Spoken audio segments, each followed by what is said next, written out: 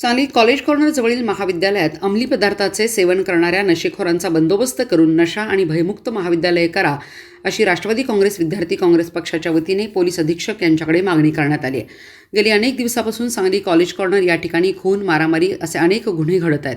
त्याचबरोबर सांगलीच्या college corner जवळील महाविद्यालयात आता नशेखोर पोहोचलेत। अनेक अंमली पदार्थ तसेच गांजा, बिडी, सिगारेट सेवन केल्याचे त्या ठिकाणी आढळून आले आहे।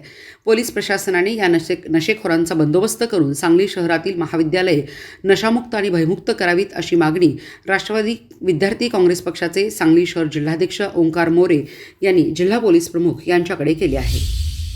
राष्ट्रवादी विद्यार्थी काँग्रेस सांगली यांच्यातर्फे शुक्रवारी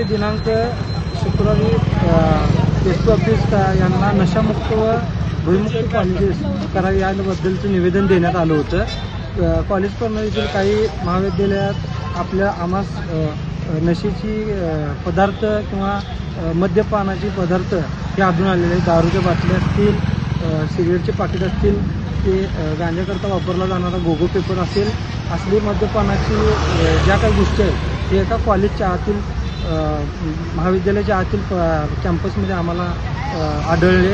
त्या बाबतीत आम्ही एस पी साहेबांना त्याबद्दलचं निवेदन दिलेलं आहे। तरी त्वरित प्रशासनाने याच्यावर कारवाई करावी, उचित कारवाई करावी आणि सांगलीतील सर्व कॉलेज व महाविद्यालये नशामुक्त व भयमुक्त करावीत ही आमची नम्र विनंती।